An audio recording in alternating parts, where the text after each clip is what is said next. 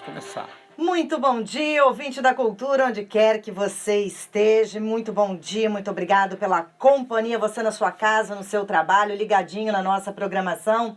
Vamos tocando aí a programação da cultura e, claro, convidando a você, né, estar juntinho com a gente, porque a partir de agora você está no divã com o psicanalista Aloísio Silva. Muito bom dia, doutor Aloísio. Bom dia, Josi, bom dia aí, os ouvintes da Rádio Cultura FM de Alfredo Chaves. Bom dia ao nosso apoiador, a Biofarma, a farmácia Biofarma. Bom dia aí aos ouvintes da Rádio Net, que aí hoje vai assistir pelo Facebook. Vão migrar aí para o Facebook e também pelo Instagram, pelo né? Instagram. Então no Facebook Aloísio Silva, psicanalista, e no Instagram SBP. Né? Então busca aí no Instagram SBP, Sociedade Brasileira de Psicanálise, ou então no Facebook Aloísio Silva, psicanalista. E hoje, Josi, temos um tema aí, um tema amplo, que aí a gente vai precisar da participação do ouvinte. Opa! Que o tema é problemas sexuais. Isso aí. Uhum. Já, porque depois você põe aviso que já estamos no ar, porque às vezes a gente não estava no ar no Facebook. Manda o link para ela, Josi, também. Tenta localizar o link e mandar o link pelo WhatsApp. Nós estamos aí com o ouvinte. O Instagram, conseguiu. Já conseguiu. Conseguiu, aí, os ouvintes estão migrando aí. Estão migrando aí pro Instagram. Estamos dando um suporte aos nossos ouvintes, né, aí, que eram acostumados com Rádios Net, hoje tem que migrar aí pro Instagram ou pro Facebook. Problema técnico na Rádios Net, então tá lá, já está lá no Instagram, acompanhando lá. Nós estamos no Instagram e no Facebook. Então a gente pede aí a participação do ouvinte na questão dos problemas sexuais. Porque quais problemas? Que tipo de problema? Com homem, com mulher? Qual é o problema sexual? Então a nossa proposta é pensar na psicanálise, analisando o processo dos problemas sexuais, como ocorre, por que ocorre, que a nossa proposta é buscar a causa, né? A psicanálise trabalha com a busca da causa, por que ocorre o problema sexual e como, né, esse problema pode ser resolvido. Então a gente vai liberar usar o telefone, né, Aloísio? Isso. 27, né, para quem tá fora aí de Alfredo Chaves, 997 16 9278. 997 16 9278 e o 27, né, o nosso código aí de área. Você de qualquer lugar do Brasil pode ligar. Qualquer lugar, você pode que ligar. queira fazer uma pergunta aí no particular, né? Isso. Mas se não, tem aí o Facebook, você pode ir fazendo a sua pergunta também. A gente está de olho no Instagram também, né? Também. Aí já tem um monte de gente ali já, né? Azuleide Miranda, Viviane e a primeira Lindalva Marinho. Lindalva Marinho. Então o pessoal aí já faz pergunta, que a gente está aí para falar dos problemas sexuais. Eu vou começar então com um caso clínico, viu, Josi? Um caso clínico. Eu atendi há um tempo atrás um paciente de fora do Brasil que ele tinha um problema seríssimo no casamento. Ele não conseguia ter libido, ter desejo pela esposa. 30 anos de casado. Quer dizer, eles se amam tanto, aquele casal. Para mim é uma bela história de amor. Eles se amam tanto que eles conseguiram sobreviver ao casamento durante 30 anos com esse problema. Ou seja, ao contrário que todo mundo pensa, né? Que o sexo é a base do casamento. A base do casamento, né? Eu digo que o sexo é o combustível do casamento. Ele não é a base. É como um automóvel. A base do automóvel é o motor. Mas precisa do combustível para funcionar. E aí eu acho que eles iam empurrando o automóvel, né? Mesmo sem combustível. E eles então mantiveram esse casamento durante 30 anos, com muito sofrimento, porque o marido não tinha desejo pela esposa. Ele simplesmente não tinha desejo. E aí nesse período aconteceram traições, não porque ele era um canalha, mas porque ele quis descobrir se o problema estava na esposa, só que estava nele. Ele se envolveu com uma moça mais jovem, né? Separou da esposa há alguns meses para viver com essa moça mais jovem. E aí o que ele percebeu? Que também com a moça não funcionava. Então acabou voltando para a esposa. Enfim, um clima bem complicado. Ele achava que o problema dele era com a esposa. Com a esposa. De repente a esposa, por não ser nova, que aí 30 anos de casada, já não era novinha, né? Por não ser nova... Mas ele também não era. Não era, ele também não. Não despertava desejo nele. E aí, então, eu acho que a pessoa assim, se eu arrumar uma novinha, aí ela vai despertar desejo em mim. E aí, A novidade, né, né? não conseguiu. Ele percebeu que mesmo sendo novinho não despertava desejo. Né? Então, aí, no final das contas, foi um relacionamento conturbado também com essa jovem, porque ela também cobrava dele. Porque o que acontecia, o que acontece nesse meio tempo? É um problema que não passa a ser só da pessoa, é do outro também, porque o outro se sente humilhado, então se sente feio, a autoestima cai. Então imagina, a mulher casada não consegue despertar desejo no marido, então porque ela não é sexy, ela não é bonita, então ela começa a colocar isso na cabeça. E aí ele, nesse relacionamento com essa pessoa mais nova, também deu muito problema, que aí a moça brigava muito com ele, porque ele fazia ela se sentir feia, desanimada, baixa autoestima, então muito grande. Bom, o fato é que 30 anos foi isso, até que foram me procurar no consultório, vieram fazer uma visita no Brasil, os dois, e foram pessoalmente me procurar. E eu comecei então a atendê-los, atender os dois. Depois eu parei de atendê-la, encaminhei ela para Jailza, minha esposa, e eu passei a atendê-lo em separado. Mas o conflito maior era dele. O dela era para resgatar a autoestima, porque esse processo acabou com a autoestima dela. E aí, tentamos de tudo, assim. Olha, marca um hotel fazenda, né? Eles ficaram um mês aqui no Brasil. Marca um hotel fazenda, romântico, né? Um lugar bem, bem tranquilo, que aí, quem sabe, lá, só vocês dois, numa espécie de segunda lua de mel, isso pode, clima, né? pode Criar gerar um clima, né? criar um clima, né? E aí foi combinado, foi feito o esquema do hotel fazenda. E, e aí eu conversei com ele, presta atenção nela, olha para as curvas do corpo dela, porque ela é uma mulher bonita, né? Olha para as curvas do corpo dela. Rapaz, é a sua esposa, cara, é a mãe de seus filhos. Ela, apesar de ser a mãe de seus filhos, ela é uma fêmea. Então pensa, antes de ser homem, você é um macho. Então o macho se interessa pela fêmea. Enfim, tentei, né, conversar com ele, conversamos e propus a ele que se concentrasse mais. E aí, quando foi na segunda-feira, ele apareceu no consultório todo arranhado. E ela... Funcionou. E ela, não funcionou. Toda arranhada, porque brigaram. Ela foi lá no consultório depois dele, acabou a consulta dele, ela entrou. E eu disse, você não é minha paciente, não, mas eu vou conversar com você. E aí ela falou que eu me preparei toda, comprei lingerie nova, e esse desgraçado não conseguiu, Aloysio. Então ela estava muito brava com ele, ficou brava, me brigaram e tal. Enfim, a coisa não rendia e foram... Depois disso, Josi, foi mais ou menos uns 3 anos de terapia com Ou seja, o ela teve marido. um ataque de fúria, né? Preparou tudo e nada. E nada. E ele falava assim, e ele apanhou dela, inclusive, falou, Luiz, eu sei que ela tá certa, mas eu não tenho. Sabe? Então ele apanhou e ficou na dele. Ela que bateu nele, então por isso que ele tá todo arranhado, ela deu muito nele mesmo, né? E aí, foi mais ou menos uns 3 anos de análise, e nada, e vai daqui, vai dali, conversa, e como é que foi, e nada, e tal. Sugeri que ele procurasse ajuda médica, né? Mas ele já tinha procurado, não deu certo, então ele estava com medo de procurar de novo e ser frustrado. E eu achei até que ele fosse desistir da terapia. E aí eu fui fazer uma conferência na Itália, e eles residem ali próximo, na Suíça, numa das cidades ali próximo da capital da Suíça. E eu nem estava, enfim, era na Itália. Aí ele ficou sabendo, ele e a esposa, e aí ele foi sozinho, ela não foi com ele foi sozinho lá onde eu estava, na Itália, e na saída, depois da palestra, ele me chamou para jantar, não era nem uma sessão de terapia. E eu fui jantar com ele. E era um lugar bonito, às margens de um rio. Um lugar muito bonito ele escolheu. Interessante como é que é o inconsciente, né?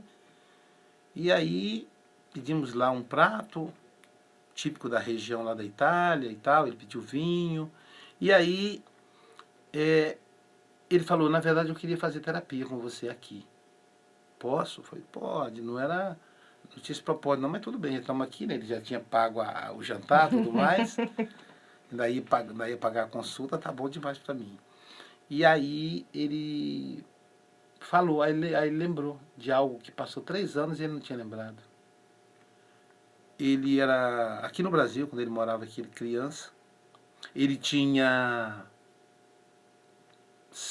8 anos, mais ou menos. 8 anos ele De idade. De idade. Criança, 8 anos. Ele saiu com os colegas para tomar banho no rio. Os colegas de 14, os colegas maiores. 12, 14, 15. Eu sempre fiquei muito cismado com menino grande misturado com menino pequeno. Eu nunca gostei disso. Eu nunca gostei de colocar meus filhos em escola que tivesse ensino fundamental e médio. Então, assim, para mim é o seguinte, meus filhos iam na escola primeira a quarta. Aí, quinta, oitava já era outra escola. Depois, ensino médio, outra escola. Porque eu ficava imaginando aqueles meninos grandes, a gente via em filmes, os maiores batendo, fazendo maldade com os menores. Então, os meninos maiores convidaram ele para tomar banho no rio. E falaram com ele que para ele tomar banho ele tinha que levar a irmã dele. Ele tinha 9, a irmã tinha 11. E aí ele levou a irmã. Os 5 garotos estupraram a irmã dele na frente dele. Era por isso que ele tinha impotência sexual. Na frente dele. E o curioso é que ele narrou na conversa comigo que ele teve ereção. Quando, assim, enquanto a irmã dele era estuprada, ele teve desejo. Ele criança. E isso gerava mais culpa nele ainda. Aí terminou ali o estupro, ela ficou sangrando, aí se lavou no rio, foi para casa e os pais nunca ficaram sabendo dessa história. E aí, depois de 3 anos de análise, que ele lembrou, isso estava lá, escondido, dentro do inconsciente dele. Aí o que ele fez? Ele procurou a irmã, que também mora na Europa. Procurou a irmã e falou com a irmã, olha, irmã, me perdoa eu levar você para aquela situação. Ele falou, não, irmão, você era só uma criança. Não foi você que... Criminosos foram aqueles meninos maiores. Você era uma criança, irmão. Você era mais novo que eu. E aí a irmã disse,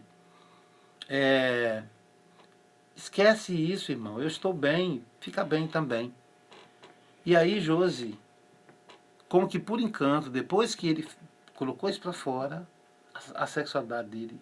Essa culpa fazia mal para ele. É a culpa. Então, toda vez que ele olhava para a esposa, ele voltava à cena. Então, quando ele olhava para a esposa e ele sentia desejo, ele via na esposa, a gente chama na psicanálise isso de deslocamento afetivo. Então, ele via na esposa a irmã. Embora não lembrasse da situação. Não lembrasse, tudo inconsciente. Ele não lembrava. Ele via na esposa a irmã. Sendo irmã, ele não pode ter ereção por causa da proibição do incesto. E aí ele brachava. Então aí a impotência acabou. O casal vive super bem. Quando eu vou lá à Europa, eu vou passear na casa deles, mas os dois estão bem. Acabou aquele problema. Estão super unidos e tal. E aí você sabe, eu como sou analista dele, eu pergunto. E... Aliás, ele não é mais nem meu analista, ele mesmo se deu alta. Depois disso, como a busca era por causa disso, ele não é mais meu analisando. E o interessante, Aloísio, é você tocar nesse assunto e falar sobre o tempo, aí foram 3 anos, né? 3 anos de sessão. Busca.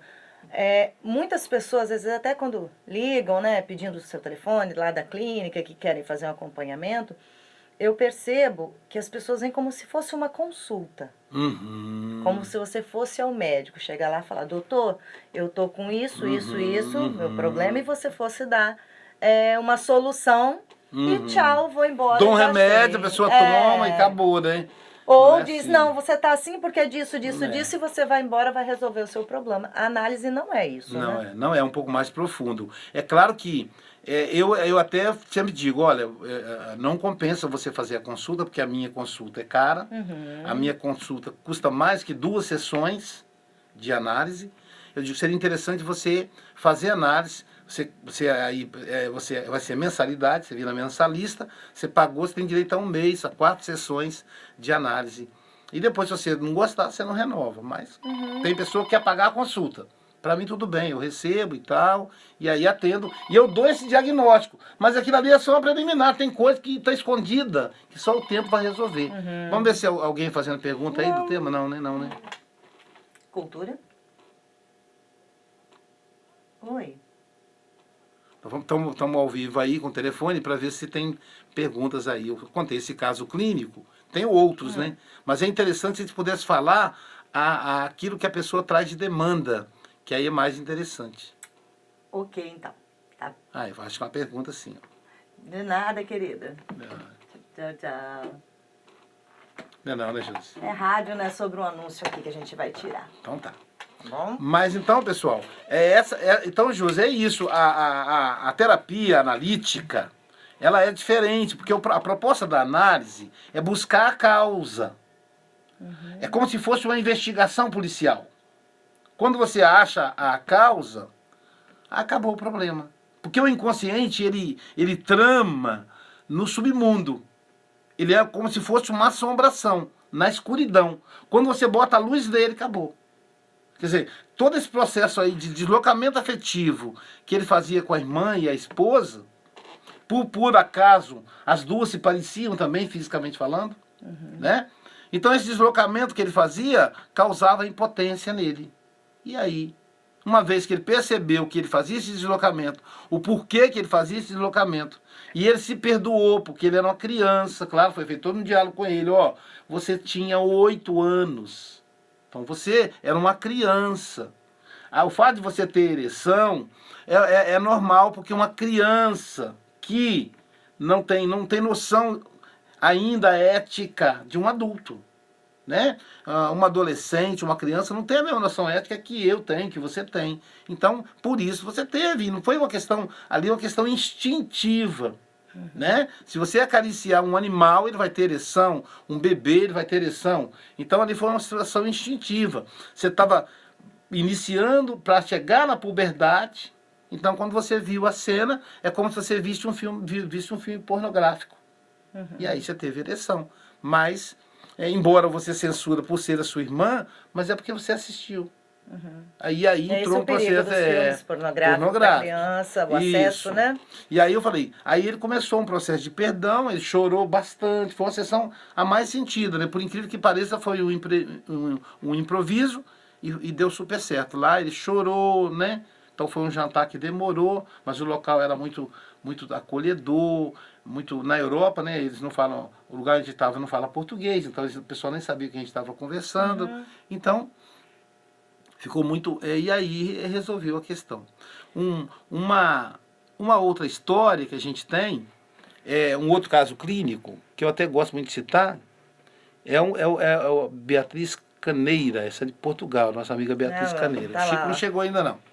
Então, bandeirinha tá lá. um outro caso clínico é de uma jovem, essa jovem aqui do Brasil mesmo, que ela sofria, ela padecia de vaginismo. O diagnóstico clínico que ela teve do ginecologista dela é que ela tinha vaginismo.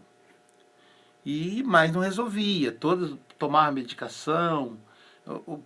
O que acontecia com ela? Quando ela ia ter relação sexual com o marido, ela casada também, ela tinha fortes dores no baixo ventre, né?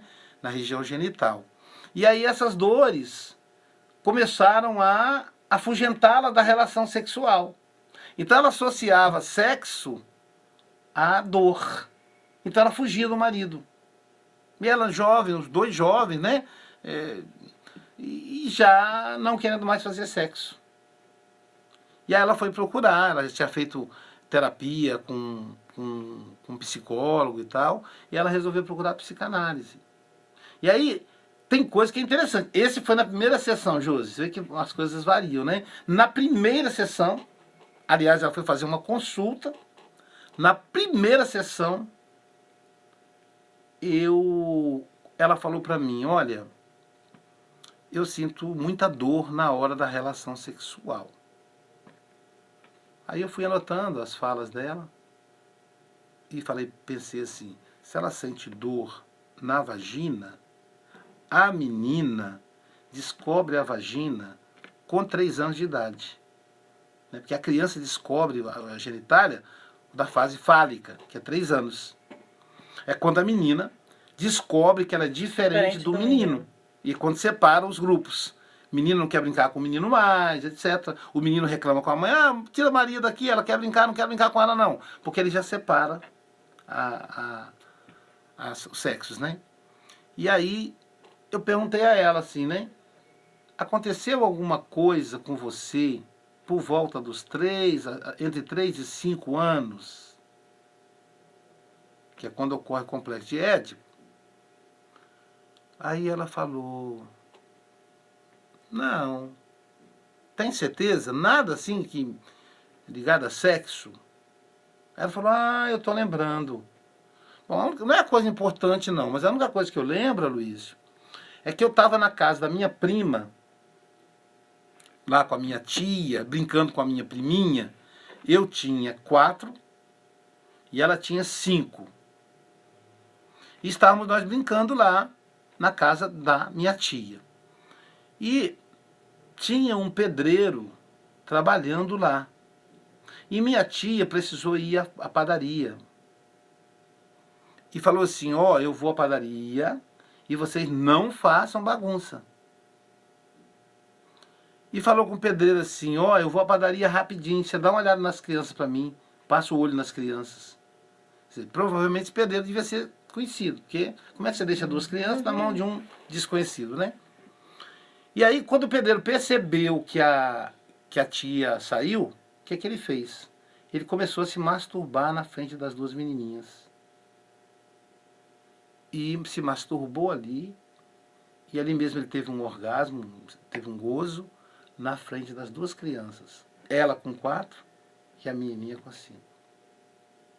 E falou para ela, você não pode falar para sua mãe, nem para sua tia, o que aconteceu aqui não. O pedreiro falou para elas. Por isso que eu falo, o abuso sexual, você não precisa penetrar, você não precisa tocar. Ali foi um abuso sexual que ele cometeu. Ele seria enquadrado ali como um abusador. A tia voltou, ninguém tocou mais no assunto. E aí eu fiz a seguinte analogia com ela. Eu falei para ela assim, qual o tamanho de uma menina de 4 anos? Qual é o seu tamanho quando você tinha 4 anos? Aí ela fez assim com a mão. Aí ela falou, uns 60 centímetros, 70, mais ou menos. Eu falei, Qual o tamanho de um pênis de um homem adulto? E ela disse que era um homem grande. Provavelmente ficou maior ainda com ela olhando de baixo para cima. Aí ela ficou assim sem graça. Eu falei, não, você tem que falar, porque você está fazendo uma sessão comigo. Qual o tamanho de um pênis de um homem adulto? Você tem noção? Qual o tamanho do pênis do seu marido? Aí ela disse assim, 18, 17, mais ou menos, centímetros. Isso quer dizer que o pênis é 1/3 do tamanho da criança de 6 anos. O diâmetro do pênis, falei com ela, deve ter mais ou menos uns, em volta, assim, circulando, se você medir depois, deve ter uns 3 centímetros mais ou menos de largura. Então, 3 centímetros e 17, que é 1/3 do tamanho da criança. Aí eu falei com ela assim, qual o seu tamanho agora? Aí ela disse 1,70 m. Nossa. Eu disse, o pênis que te penetra, quando você vai transar com seu marido, não é o pênis do seu marido, é o pênis daquele pedreiro. Só que se você tem 1,70 m, isso quer dizer que o pênis tem 55, 60 centímetros de comprimento. E deve ter aí mais ou menos uns 10 centímetros de largura. É um pênis de um cavalo, a mais grosso ainda. Isso no inconsciente dela, né? No inconsciente dela. Aí eu disse, dói ou não dói? Ela disse, caramba, nunca pensei nisso. Então, quando você transa com o seu marido, você não pensa no pênis dele, você pensa no pênis do pedreiro. E isso é inconsciente, entendeu, Jô? Não é que ela fala, aquele pedreiro. Ela nem lembrava dessa cena. Ela só falou mas aquilo porque eu ficou provoquei. registrado no inconsciente dela. Aí eu falei, você não faz relação, você não tem uma relação sexual, você é arrombada, você é estuprada. cada vez que você transa, você é estuprada, você é arrombada por um pênis extremamente maior que o que deveria ser. Faz sentido para você isso? Nossa, faz todo sentido. Todo sentido, Luiz. Poxa, eu fiz terapia durante 8 anos e não conseguimos chegar nesse ponto. Primeira sessão e eu consegui chegar com você. Isso é análise. Aí eu disse para ela, isso é raro acontecer. Geralmente leva anos. Mas no seu caso, a gente conseguiu na primeira. Uhum. Quando você for fazer sexo com seu marido, olha para o pênis dele. Presta atenção no pênis dele antes. Ele vai ficar todo sem graça, mas diz a ele que faz parte da terapia. Olha para o pênis dele, dimensiona o pênis dele, compara com a sua mão, com alguma parte do seu corpo, para você saber qual o tamanho do pênis dele. E aí faça sexo com ele. Acabou o problema. Acabou o problema. Ou seja, ela não tinha um problema físico. Uhum. Ela não tinha vaginismo. O que ela tinha... Aliás, eu tenho um amigo que é ginecologista e ele falou, Luísio, 90% das pacientes que eu atendo com vaginismo são mulheres que têm problemas psicológicos. Isso ele disse. Ele que não é psicanalista. Então, não era um problema de vaginismo, era um problema que a psicanálise pode ajudar a resolver. E num caso, Aloísio, de uma... Vamos tocar aí no lado das mulheres, que eu acho que é grande parte, né? Alguém tá falando que o som aqui tá baixo, né? É esse telefone. Vou aumentar aqui um pouquinho. Não, não. Eu acho que é o telefone. Não, mas o telefone, ele não regula na captação. Não, mas... O dela, no caso, ou o nosso? Não, o som aqui, na coisa tá baixa, é aqui. Deixa eu ver aqui. No Facebook, não é? O pessoal do Instagram aqui, o som tá Cleia bom? Rodrigues. O pessoal do Instagram, como é que tá o som? Diz pra gente aí, quem tá aí. Pra gente poder saber se o som tá bom ou não. Que também tem a questão do microfone. Mas o microfone é pra rádio, no caso. Ah, tá no Facebook, porque eu tô longe também. Eu vou aumentar o tom de voz. No Facebook. É porque eu tô longe aqui do Facebook, o Instagram tá mais perto. Uhum. É verdade. Viviane, responde aí pra gente, você que tá aí online, Tá, vou aumentar aí o som pra ver se... Deixa eu apertar aqui, aguarde, esse telefone hoje tá querendo um caso. Ele tá criando um casinho com a gente hoje, esse telefone. Deixa eu concluir a pergunta, Luísio. No caso das mulheres, eu já ouvi mulheres que fizeram o seguinte questionamento, que foram casadas aí, vamos botar por 10, 15 anos, e não sabiam o que era prazer, não sabiam o que era orgasmo. Sim. O que acontece o cara que não faz bem feito, não satisfaz a mulher? Não, isso aí... A culpa é do outro? Às vezes é um processo cultural mesmo, sabe, Josi? Não é culpa do outro, não. Uhum. Era muito comum no passado as pessoas se casarem muito jovem. Uhum. É interessante que a pessoa fala assim, nossa, o mundo está acabando, o pessoal está fazendo sexo muito cedo. Não, já faziam cedo, só que casadas. Uhum. Né? Moça casava com 16 anos. 13 anos? Com 13, né? Tinha o chamado casamento Hoje, na polícia, né? Que a pessoa começava a namorar, o pai via que o negócio estava aquecendo, como ele queria que a filha casasse em virgem, casava a filha novinha, criança, né? Uhum. A Carlota Joaquina, quando se casou com Dom João VI, o pai de Dom Pedro, ela tinha 12 anos de idade. 12 anos, ele já era um homem, e ela tinha 12 anos. Então, começava a vida sexual muito cedo. E com isso, ela não tinha uma noção de que era orgasmo. A sexualidade feminina sempre foi muito reprimida. Uhum. Então, a mulher começou a se expressar sexualmente, sobretudo a partir da década de 1970, em Woodstock. Né? Naquele encontro de rock que teve lá. A partir daí, então, o sexo começou a ser liberado, e liberou até demais, mas tudo bem, depois regula.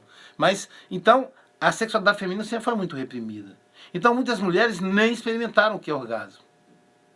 Agora, existe uma outra coisa, que a mulher sabe o que é orgasmo, só que ela não tem orgasmo na relação sexual com o marido. Aí é um problema. Ou seja, ela satisfaz o marido como se ela fosse uma prostituta. Porque a prostituta, ela se segura para não ter orgasmo, para ela não se vincular ao parceiro. Até porque ela precisa fazer sexo com vários homens. Então, se ela tiver orgasmo com cada um deles, às vezes acontece, né? Mas é raro, aí ela não vai ter produção. Então, muitas esposas acabam fazendo isso.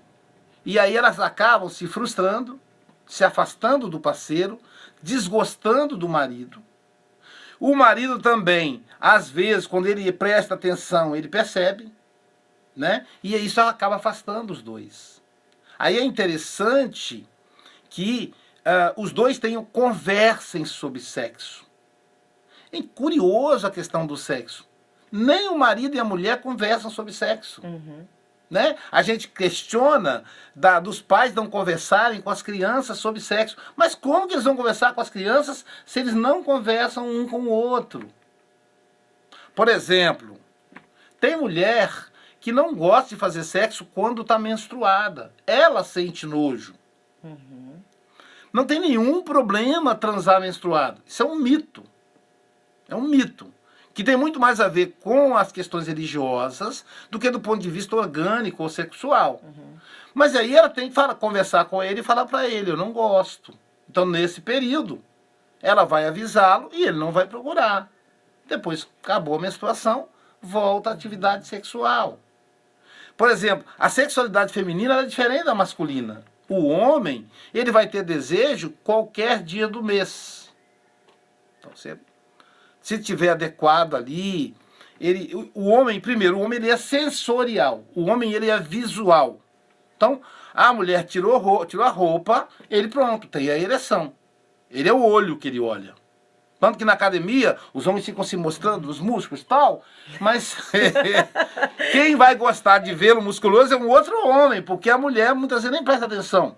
Até que presta hoje, mas em geral a mulher olha de uma forma mais completa. Né? Então o homem não, ele é muito visual, ele olha curvas, ele olha e tal, o órgão, a região genitália da mulher. É mais carne. É mais carne. Então ele é mais sentimento. Mais sentimento, né? É diferente.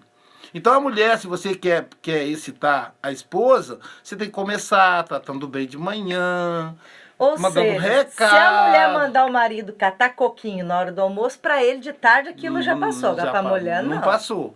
Tá rendendo ainda. Vai render uns bons dias. Uns bons dias. Então tem essa diferença do olhar sobre a sexualidade. Além do que também, Josi, a mulher ela tem fases do ciclo da vida menstrual dela, do ciclo do útero, que tem fases que ela tem mais apetite sexual. Que é, por exemplo, a fase da ovulação. Por quê? Os hormônios influenciam mais na mulher. Muito. Então, o corpo da mulher está se preparando para engravidar. Hoje, com o anticoncepcional, com o planejamento, né? Ela não engravida mais, mas o corpo dela ainda é o corpo primitivo. Funciona como o corpo da cadela, da vaca, de todas as fêmeas da natureza. Então ela está querendo engravidar, então ela fica ovulando, ela fica com mais apetite sexual. É uma fase em que ela procura o marido, mas ela não procura. Porque na cultura machista, ela aprendeu que quem tem que procurar é o homem. Mesmo que ela tenha desejo, ela não procura. Se ela procurar o marido vai dizer, o que está acontecendo com você? Ele vai desconfiar que ela está traindo ele. Onde você aprendeu isso? Isso é falta de conversar. Algumas das minhas analisandas dizem o seguinte, o meu marido não me procura. Eu falei, você também não esconde, você tem que esconder para ele procurar, brincando com elas. Aí eu digo, olha, ele não tem que te procurar, você tem que procurar. Se você está com vontade, é a boca que tem que ir até a comida, não é a comida que vem até a boca. Se você está com vontade, é você que tem que procurá-lo.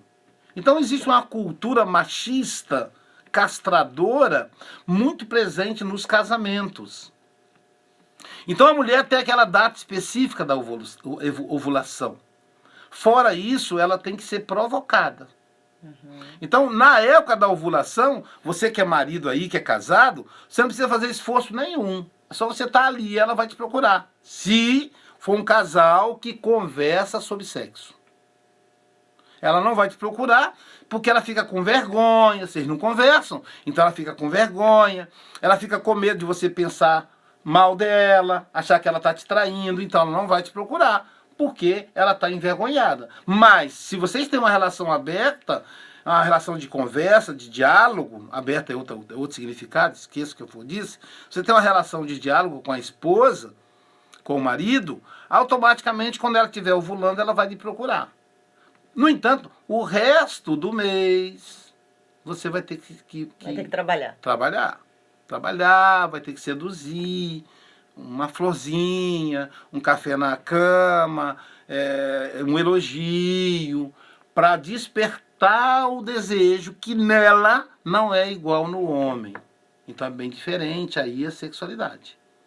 E isso vai fazendo com que o casal se harmonize melhor na atividade sexual. Uma outra coisa, o casal precisa ter uma rotina de sexualidade. Porque vem filho, vem conta para pagar, vem preocupação com a casa. E nós que somos casados... consome a libido também. Consome a libido. A energia libidinal era limitada, Josi. Então, se você está preocupada com a conta de luz, ali a energia libidinal está sendo gasta. Se o filho está com um problema na escola, é mais energia libidinal que está sendo gasta. O pedreiro que precisa reformar, tapar o buraco da telha, mais energia libidinal gasta. Então o casal precisa se planejar, se programar, sair para jantar fora, fazer um passeio, ir para um hotel fazenda, né? Para poder ter ali um ambiente a dois. Porque a gente se casa e a gente tem filhos e a gente esquece que somos macho e fêmeas. Nos transformamos em pai e mãe. Inclusive, o marido às vezes chama a esposa de mãe e a esposa chama o marido de pai.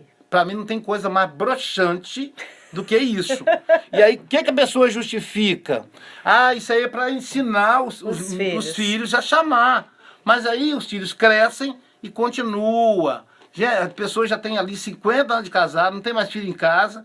E aí, ô pai, ô mãe, isso é broxante. Por que é broxante? Porque o incesto, ele é proibido na nossa cultura. Então, se ela é minha mãe, como é que eu vou transar com ela? Então já diminui ali. Então, negócio de pai e mãe, não. Pai e mãe que tem que chamar é filho.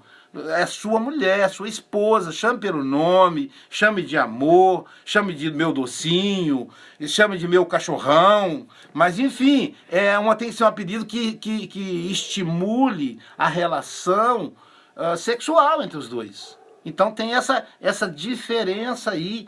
E aí, durante o ato sexual, eu vou participar de um encontro de casais lá na cidade de Leopoldina, Minas Gerais. Eu vou discutir isso com os casais. Durante o ato sexual, é importante que o homem, sabendo que a mulher é diferente dele, por exemplo, o homem só precisa da ereção e ponto final. A mulher, ela precisa da lubrificação. Então, ela tem que receber carinho, que é a preliminar. Os toques vai tocando as partes sensíveis do corpo da mulher.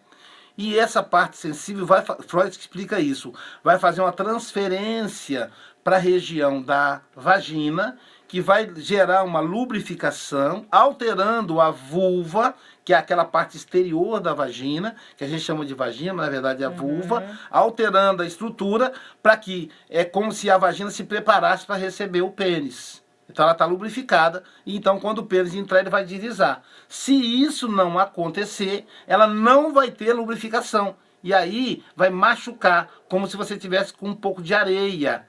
E aí machuca a mulher e ela sente dor. E isso já inviabiliza o orgasmo. Então tem todo esse cuidado aí. Uma outra coisa que é muito comum nos casais machistas, que não trabalham isso entre si, é que, por exemplo, o homem, como ele precisa de ereção para ter a penetração, o que é que ele faz? Ele vai muitas vezes para o banheiro. Antigamente era revista, agora é o celular. Acessa um site pornô, olha o site pornô, fica com o pênis ereto, e aí ele vai procurar a esposa, para mostrar que ele tá com o pênis ereto. É macho. É macho, né? Um guerreiro com a espada na mão. E aí, o que eu falo pro casal? Não faça isso. Porque à medida que ele olha a moça lá do filme pornô, pode ser que seja uma moça que seja bem mais jovem que a esposa. Isso vai atrapalhar, porque ele vai ficar pensando na moça do filme pornô e não na esposa. Então eu digo assim, vá murcho para a relação. Sim, ele vai chegar na beira da esposa com meio caminho andado, né? Às vezes nem isso, Josi. Às vezes ele está cansado. Então, depois de muitos anos, muito tempo de casado, nem isso às vezes. Então, o carinho da esposa, da mesma forma como ele desperta a lubrificação nela, que é mais demorado, ela, no carinho dela, vai despertar a ereção nele. Então, ela vai se sentir mais responsável pela relação sexual. Então, meu marido teve ereção comigo, ele não tem ereção porque ele é macho, ele não tem ereção porque tem todo mundo, ele tem comigo. Então, veja que ligação que o casal tem. E da mesma forma, o contrário. Então, o ato sexual já começa nesse nível de envolvimento dos dois. Depois, durante o ato sexual, é importante, você, marido, que você espere a sua esposa. Nós, homens, temos mais facilidades, salvo aqueles que têm problema, de chegar ao orgasmo que as mulheres. Então a pessoa muitas vezes vai no consultório e fala, eu tenho ejaculação precoce, que é aquela pessoa que antes de fazer a penetração já teve o gozo, o orgasmo. Às vezes nem é ejaculação precoce, às vezes é porque ele não treinou para esperar a esposa. Então quando você estiver quase chegando, você fala com ela, para. Aí ela vai parar, porque ela sabe que para que você possa esperá-la. Como ela demora um pouco mais, você vai de novo, para. Vai de novo, para. Até que chega uma hora, ela fala, tô perto, aí você pode se liberar. E aí muitas vezes os dois chegam ao orgasmo juntos. Isso é uma coisa muito legal na vida do casal. Então, é esses detalhes que vão melhorando a vida conjugal, vão melhorando a vida a dois, vão resolvendo problemas sexuais que muitas vezes nem são problemas, é falta de diálogo, falta de combinar. Quer dizer, qual é o tipo de posição sexual que você gosta, que eu gosto, para que o outro não se sinta, um dos dois não se sinta invadido. Então também isso tem que ser conversado. O que um gosta, o que o outro gosta, o que um permite, o que o outro permite. É preciso permissão, né? A vida sexual tem que ser permitida pelos dois. Então tudo isso pode ser resolvido ali na cama. Entende? Então aí... Tudo com diálogo, Tudo né? com diálogo, Júlio, tudo com diálogo. Ainda existe, né, aquela cultura machista, né? Que eu acho que o homem era mais preocupado na própria satisfação do que satisfazer também a mulher. A mulher não precisava de satisfazer, né? Ela estava ali para satisfazer ele. Essa era a ideia machista. Como você disse, a sexualidade da mulher vem se desenvolvendo, né? Vem ocupando o seu espaço. Eu acho que muitas mulheres foram extremamente infelizes. Foram, a vida inteira. Mulheres se envolviam com outras mulheres, elas não conseguiam orgasmo com o marido, aí elas transavam uma com a outra, experimentando um carinho mais demorado. Muitas vezes, né, eram bissexuais e tinham relação dupla, relação com o marido e entre elas, o que era permitido. A sociedade sempre permitiu a homossexualidade feminina e sempre coibiu a homossexualidade masculina. Isso é fruto de um mundo machista. Por que coibia? Porque mulher com mulher não atrapalha a gravidez. Né? Tem mulheres que são gays, que são lésbicas e que têm filhos. Eu mesmo tenho agora não está mais comigo, tive uma paciente que ela se engravidou de um gay. Ela queria ter filho, a companheira dela não podia engravidá-la. Um método avançado seria muito caro, a gente sabe que é caro. Então o que ela fez? Ela combinou com um amigo gay e falou, olha, eu quero que você me faça um filho. Ele falou, eu não consigo, eu não gosto de mulher, não sei o quê. E aí eles lá, sei lá o que fizeram, se usaram álcool, droga. O fato é que eles deram um jeito e ela engravidou dele. E teve filho. Continuou casada com a companheira, ele continuou com o companheiro dele, ele mora no exterior, e tiveram essa filha. Né? A filha hétero, a gente pensa que é aprendido, né? Não é. A filha é casada hoje com um homem, e o pai mora na França, e aí ela tá até brincando comigo quando ela vai visitar o pai fica falando dos namorados para ela, para com isso, pai, não sei, porque o pai é gay e a mãe é lésbica. Então, a sexualidade masculina, a homoafetividade masculina, sempre teve sua sexualidade reprimida, porque o homem gay ele não engravida, né? São dois homens, não engravidam. Então, em função disso, o homem sempre foi muito perseguido, sobretudo o homem afeminado. Porque também tem o gay que não é afeminado, você nunca vai dizer que ele é gay. Ele fala grosso, ele tem músculo, ele tem barba, mas aquele gay delicado, que é feminilizado, ele sofre discriminação. Inclusive o hétero feminilizado também sofre discriminação. A pessoa fala, aquilo ali não é homem, não. Eu não acredito. Então julga a pessoa pela aparência, né? Então, isso são questões da sexualidade que estão muito presentes na vida contemporânea. Uma questão que eu gostaria de abordar aqui também é a questão, por exemplo, da compulsão sexual, né? A mulher eles chamam de... tem o nome da Grécia que eles usam, gente. Enfim. A pessoa que tem compulsão por fazer sexo. O nome vem e volta na minha cabeça. E aí, aparentemente, quando a gente é mais jovem, essas pessoas são muito bem vistas, né, pelos parceiros. Enquanto tem namoro, enquanto tem relação sem compromisso, o sexo casual, que é o termo que eles usam hoje. Então, no sexo casual, essa questão é muito bem vista, né? Que é a ninfomania, lembrei a palavra, né? A mulher é chamada de ninfeta, ninfomania. Por que tem essa expressão ninfomania?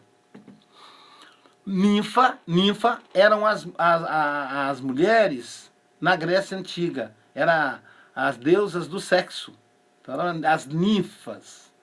Então, por isso, ninfomania, pessoa que é viciada em sexo. E não quer dizer que a pessoa tenha orgasmo, prazer, quer dizer que a pessoa tem um desequilíbrio naquele campo. Então, tem mulheres que transam com 4, 5 homens numa mesma noite. Elas têm orgasmos absurdos, outras nem têm orgasmo, mas transam na busca desse orgasmo. Eu tive uma paciente casada que ela tinha orgasmos 8, 10 por dia. Às vezes só dela olhar determinada cena na rua, um casal se beijando, ali ela tinha um orgasmo. No trabalho, ela estava lá atendendo um cliente bancária, né? Atendendo um cliente do banco, ela tinha orgasmo. Então era uma compulsão que ela desenvolveu e que ela tinha esse... E de onde parte essa compulsão? Então, os homens também, que né, são mulherengos, tem homens que atacam.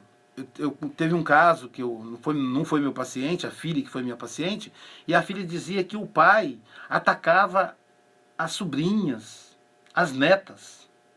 Então, assim, ele nunca conseguiu ser fiel à esposa, enquanto esteve casado. A esposa descobriu várias vezes que ele tinha amante, e, portanto, separou dele. E depois, de velho, ele chegava a atacar as netas. As netas. Então, assim, um processo, acima de tudo, patológico. E isso é muito ruim, Josi, porque isso se mistura com a questão moral. Então parece que o cara é um canalha, sabe? Uhum. Fulano tal é tão vagabundo que ele não respeita nem as netas. Olha isso. Ataca as sobrinhas, abusa. E naturalmente essa pessoa é um abusador em potencial, né? Em potencial não, é um abusador. Fulano traiu a esposa a vida inteira. O que a gente pensa? Safado. Safado, canalha, não vale nada. A gente faz um julgamento moral da pessoa. Coitado de fulano, né? Também o marido traiu a vida inteira, ela teve que largar ele mesmo, porque ninguém aguentaria um homem desse, não. Né? E quando é a mulher também. Quando é a mulher também. Na faculdade eu tive um colega que ele era solteiro, se casou, eu já era casado. Ele se casou, e aí ele falou, Luísio, rapaz, eu falei, e aí, como é que tá a vida de casado? Ele falou, rapaz, minha mulher gosta muito de sexo. Eu disse, como assim? Ele disse, ela quer fazer sexo no mínimo 3 vezes por dia. Eu disse, ela? Ele falou, 3 vezes por dia. A Luísa, às vezes, assim, sai de manhã, ela quer fazer sexo antes de eu ir para o trabalho. E se eu vou na hora do almoço em casa, ela quer fazer também. E mais à noite. Então, assim, eu tô esgotado e tô desconfiado dela. Olha a questão moral. Entendeu? Eu acho que essa mulher vai me trair. Ou até já me trai. Eu disse, mas por que você acha isso? Disse, porque ela gosta tanto de sexo, que se eu não tiver ali, ela vai me trair, ela vai transar com o outro. Eu disse, não, rapaz. Ela gosta de fazer sexo com você. Não é com os homens. Eu tentei argumentar com ele. E ele ficou assim, me escutou, mas ele separou dela. Não ficou com ela. Eu falei com ele, a maioria dos homens sonhariam em ter uma esposa igual a sua. E você tem e está largando. Né? Ele falou, mas sonha porque não experimenta, porque é tenso. É tenso. E aí acabou terminando com a esposa. Por que isso acontece? Isso esconde o abuso sexual. Essas pessoas, ninfomaníacas, seja um homem, seja uma mulher, foram pessoas que foram abusadas sexualmente na infância. E quanto mais intenso é o abuso, maior é o descompasso sexual. Então, o que a gente acha que é uma virtude em determinado momento, e depois um problema moral, na verdade é um problema sexual. Porque quando você é solteiro, se você arruma uma namorada que quer transar com você 3 vezes, você diz, nossa, essa mulher é estouro, eu vou casar com ela. Então, se a mulher arranja um homem que está sempre procurando ela, no namoro ela fala, eu vou casar com ele. Depois que casa, ela foge dele. Quantas mulheres que fogem? Antigamente a história da dor de cabeça, que nem cola mais. Né? Tô com dor de cabeça e não sei o quê, para poder fugir do marido, que o marido tá querendo todo dia. Tinha um paciente que falou, Luiz, meu marido quer todo dia, cara. Eu não dou conta. Um outro caso, uma paciente que é noiva, ele falou para mim que se eu não transar com ele todo dia, ele vai terminar o noivado comigo, que ele não quer casar com uma mulher frígida. Eu disse, ele fala com ele que ele não tem noção do que é frigidez, não. E ele tá errado. A grande maioria dos casamentos não funciona assim. Se dizem que é assim é porque estão mentindo. Mas a pessoa esconde ali por trás um problema de abuso sexual. Culturalmente, a gente imagina que o abuso sexual, ele traz a disfunção sexual. E aí, quando acontece um fato desse, né? Que a pessoa é compulsiva, né? Pelo ato sexual. Então, por isso que leva para o lado moral. O abuso sexual, ele tem 2 consequências. Ou ele castra, que é o caso daquele paciente lá da Itália, ou ele torna compulsivo.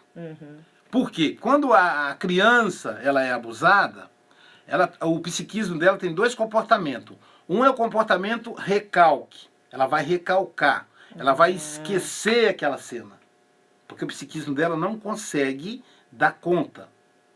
O outro comportamento diante do abuso é a perversão. A criança vai ter prazer.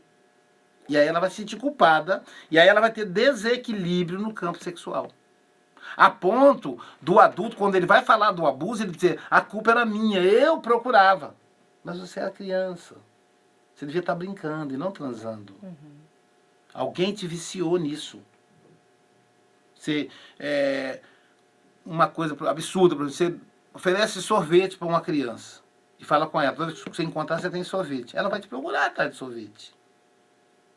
Então, despertou uma parte da sexualidade, do psiquismo da criança, que não estava na hora. Então a criança perde a infância. Ela começa a pensar em sexo, pensa como se ela fosse um adulto, e ela para de brincar com as outras crianças. Se ela se relacionar com as outras crianças, ela pode abusar das outras crianças. Então, o processo do abuso, ele promove isso, esse abuso. Tinha uma paciente que quem abusou sexualmente dela foi o dono de uma mercearia, de uma venda, era na roça. Os pais, a mãe mandou buscar, 1 quilo de açúcar, 1 quilo de arroz na venda, e quando ela chegou lá, o vendedor, o dono da venda, estava sozinho. Então, ele pegou a garotinha, estava com 8 anos, criança, né? 8 anos, e ofereceu para ela pirulita, alguma coisa assim, e com isso ele fez com que ela fizesse sexo oral nele. E deu a ela pirulita, deu não sei o quê. Aí pediu para ela não contar para os pais. Passou, ela ficou assustada, começou a ter pesadelo, mas não contou com os pais, porque normalmente o abusador ele fala, se você contar para sua mãe, eu mato ela. Aí a criança fica com medo. Ou mato seu pai. E aí, passado um tempo, ela voltou lá para comprar outra coisa, com medo. De novo ele estava sozinho. De novo ele abusou dela. Passado mais um tempo, ela voltou, estava ele e um policial. Os dois abusaram dela. Pronto, aí agora ela já ia na venda procurar, não mais para comprar alguma coisa, mas para ser abusada. Então ela ia lá, procurar ele, procurar o policial, às vezes os dois estavam lá esperando ela, e assim abusaram dela dos 8 aos 14. Então uma mulher hoje, com a compulsão sexual absurda, tinha que tomar medicação, porque ela tem tanta compulsão, como eu disse, que ela consegue gozar 20 vezes no dia. Ela goza na rua andando. E aí isso o corpo enfraquece.